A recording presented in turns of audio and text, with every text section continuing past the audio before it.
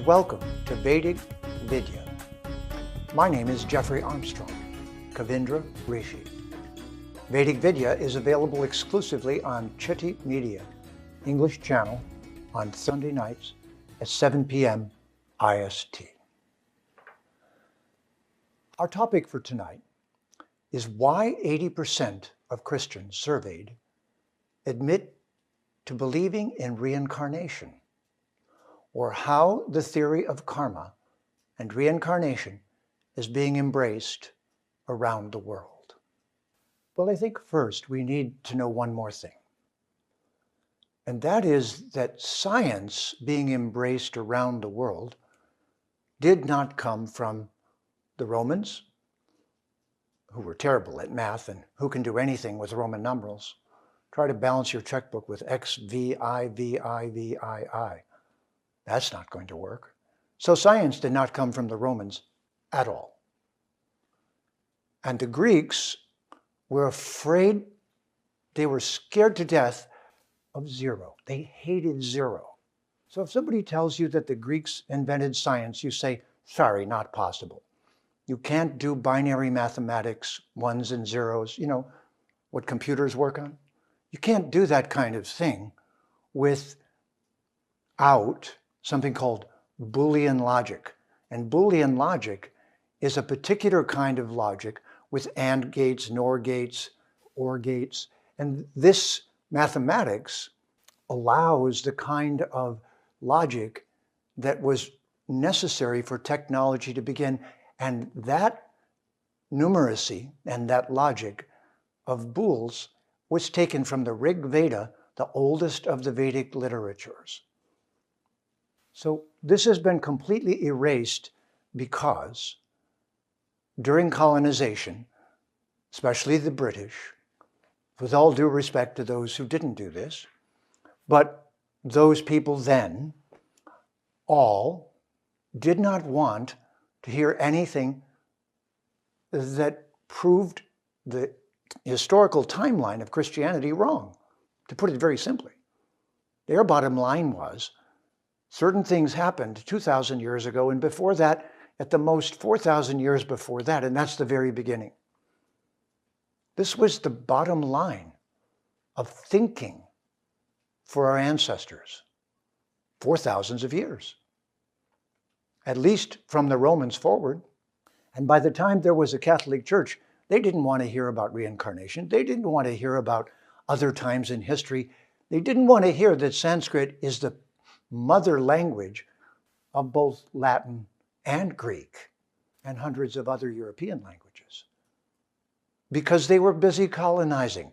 They did not know they were opening Pandora's box. Think of it that way. Think that the cultures that went and colonized India, and especially the British, opened Pandora's box. Did you know, since I suspect a lot of you speak English, since I'm speaking English, that English did not have a dictionary worth mentioning, nor a translation of the Bible into English when the colonization of India began. So you barely had a language called English, and there was no English translation of the Bible. And yet, India is the place where the world's most sophisticated language, Sanskrit, was devised. Sanskrit is Samskritam. It means the language that was perfected. Perfected for what? As a programming language to pass knowledge forward through history. No one's probably told you this, but this is very important. That the Sanskrit language is a programming language with very specific, it has 50 letters, first of all. English has 26. You got it? A little bit smarter. 50 letters. They're all pronounced the same always. No accents, no southern accents. I say, I speak this way properly speaking. All of that distortion of language comes from not speaking it properly. In fact, in English, there is no properly. It was just south of England. Their accent was, the wealthy used that accent, and so that one took over. But really, there's no logic to it. You understand? You haven't heard this before. And Sanskrit also has roots called dhatus, and there are about 2,212 dhatus, and those dhatus are the roots of all the words. So those roots give rise to specific words of specific meaning. This most precise language was something that England and English speakers really did not want to talk about, but mostly because it proves the historicity of the Vedas, because they become reliable because the language is so reliable. Far more so even than Greek or Latin, way more so than any European language, and especially English. English is good at objects, not good at meanings. The meaning of a word comes from its root. Now, what we're talking about here is reincarnation. So why am I going back into the roots of language? Well, because reincarnation, or what goes around comes around, is simply what we now call science, what we now call computers, what we now call mathematics, the very basis of all of our communication technology, and that you're even able to listen to me like this, did not come from Western civilization. It came from India. It came from the knowledge of India in the Vedic literature, which is in Sanskrit. Our topic tonight, though, is why 80% of Christians surveyed admit to believing in reincarnation. They don't, think, oh, I'm no longer a Christian. They just add that vitamin in to the mix. Because a religion is also a social group, isn't it?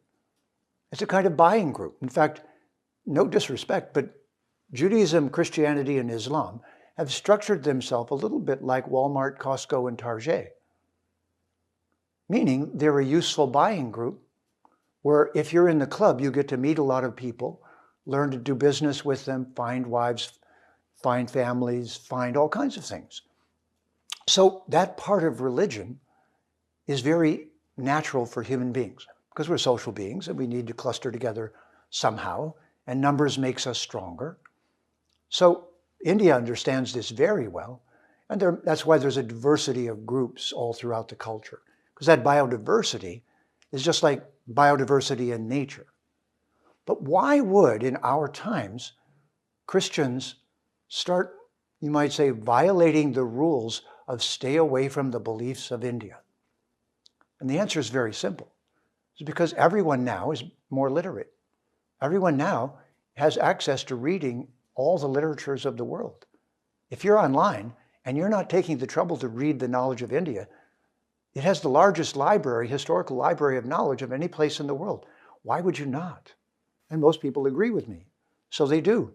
And as they do, the first thing that makes sense to everyone is that it is selling the human experience way too short to be cramped into just one tiny little, not so very meaningful lifetime.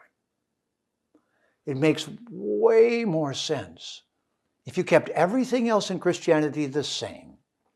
If Jesus is the hero and the one who spoke everything and a direct hotline to the Supreme Being, then let's just say that maybe someone deleted reincarnation. Well, you could still like Jesus, you could still like Muhammad, you could still like anybody. And the only thing you would add is a little bit of slack, a little bit of patience, that you get a little bit longer, like many lifetimes. So what's happening with technology is that everyone's mind is getting bigger. And as the universal view of the planet, as they travel from place to place, they meet people, make friends in different cultures. They find out those cultures are not so bad like they maybe thought. Or maybe they didn't know what to think, but now they think, oh, that was lovely. I went to Japan, I went to Korea, I went over here, I went over there. They're still people. But then you start talking to those people and they tell you they have a thousands of year history, 10,000, 20,000. And did you know that along the Silk Road for the last at least 10,000 years, things have been going from China and all across and into Europe and across into the Middle East and then across to India, because China and India were two of the most ancient and most interesting cultures, and they were passing goods and ideas back and forth for many, many years. fact, I just read an article the other day, and it said that 1,000 years ago, about 300 Sanskrit texts from India were taken to China and translated. They were translated into Chinese. So this is all based on a very simple principle that if the more your mind grows, the wider its experiences are, the more encompassing your vision of everyone is, the less provincial, the less sectarian, the less ignorant of the fact that wisdom exists in all the cultures of the world in varying degrees. Things that no other culture knew. So if you're smart, you wouldn't throw away the club you're in, but you would start adding knowledge that your club doesn't have. And if you understand why both Islam, again, no disrespect, Islam and Christianity, for long periods of time, were known for burning libraries. I can't say I know exactly why. I wasn't there. Maybe I was on either side of the game. But just understand, they viewed knowledge as the enemy of their particular viewpoint, because the more knowledge people had, the more they shopped to decide what they believed. They took some of this and some of this. Don't you do that? Don't you hear something and go, that makes sense, and add it in? Well, this is what's happening throughout the world. Anyone who just has blinders on, is just reading their book and won't read anything else, is either illiterate or a coward. And it's not even fun. But if it's interesting and enjoyable and unique, and who knows, maybe it has wisdom. I have a degree in history and comparative religion. I don't know if you've noticed, but I've studied all the religions right back to their roots, read their books. So here's something I like to say. So people have a book.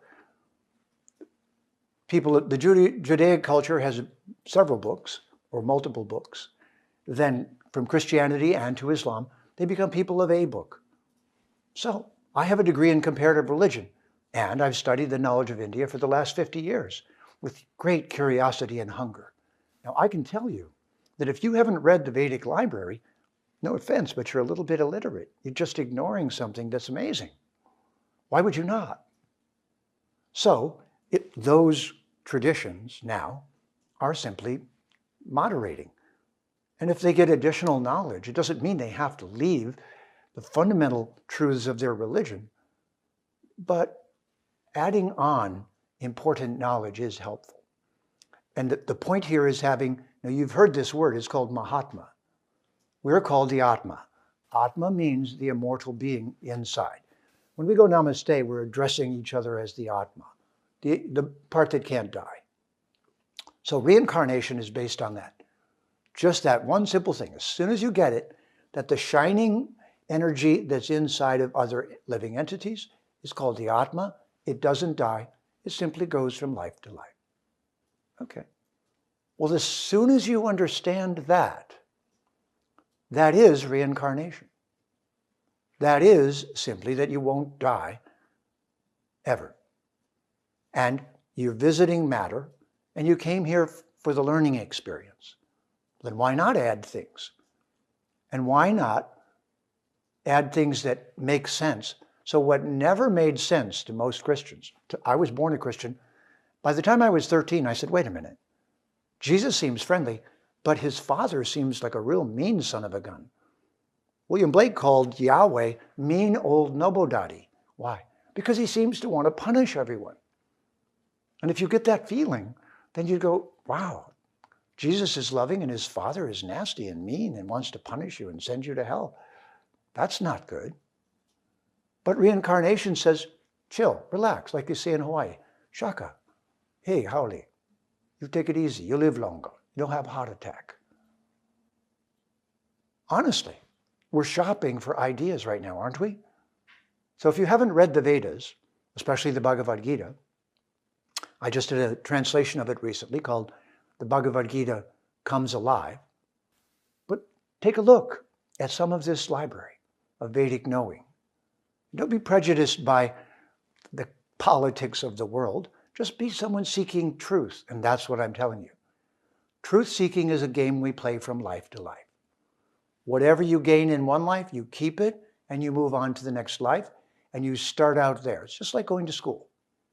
It's like you start out in kindergarten, 3rd grade, 7th grade, 12th grade, begin university, sophomore, beginning of university, get better, bachelor's, master's. I must admit, I went to university quite a bit. So we had a little joke. First you get your BS, then you get your MS, then you get your PhD. And that is, BS is BS, and MS is more of the same. And PhD is piled higher and deeper. Well, that's because universities have echoed the religions that are insisting there's only one life. And only one life puts you in jail and does not give you freedom. All of us human beings are freedom-loving. We don't want to be confined, put in a jail, put in a cell, locked in just a few ideas. So really, quietly, without being violent or rebellious, because the Vedic culture of India is not aggressive, it doesn't convert. There's no conversion program. We have a motto in the Vedic culture, no coercion, no conversion, only friendly conversation. The only way you can hear the knowledge of India is in a friendly conversation. Otherwise, it's not being done right. But so coercion, conversion, all of those things, they're just not fun. They're a terrible way to get to know each other. But exchanging ideas, trading things that are made in your culture, passing around ideas, that's marvelous. So I'd like you to just think that the world, without making radical external changes, is now becoming bigger in your mind. So the word I want you to learn is Mahatma. The word mega in Latin comes from Maha in Sanskrit, like a megalopolis, big city. So Maha in Sanskrit is the source of that.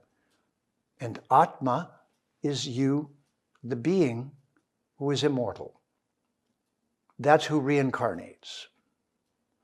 So the saying in Sanskrit and in yoga is that if you become a Mahatma, you hold a bigger view of reality. And do you know what the immediate result of a bigger view of everything is? Patience, calmness, less anger, less violence, more understanding and empathy. So when you become a Mahatma, it's based upon reincarnation, which in Sanskrit is called samsara. It means swimming together through matter from life to life. Next time someone says reincarnation, you say, oh, you mean samsara. The Atma swimming through matter from life to life. Yes, exactly that. In pods like dolphins, in groups, no problem. Have a group, have a religious group. Just don't force it on anyone, that's fine. Choose the buying club or the group store to shop at that you like. Biodiversity is useful. This is what the Vedic culture is. People say India is too complicated. No, it's diverse, very different. If you're a smart shopper and you know what you're looking for, there's thousands of volumes in the Vedic library, and I'm just giving you a few words and concepts that will make you a Mahatma. And that is the hope of the Vedic Vidya. Vedic Vidya means shining the light of truth. Tune in to Vedic Vidya on the Citti Media English channel on Sunday nights at 7 p.m. IST. My name is Kavindra Rishi, Jeffrey Armstrong. See you next time, and have a Namas day.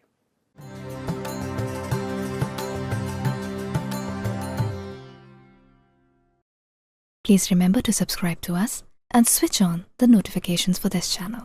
For our other social media links, more content, and to support our work, please visit citti.net. Dhanyavad. Namaskar.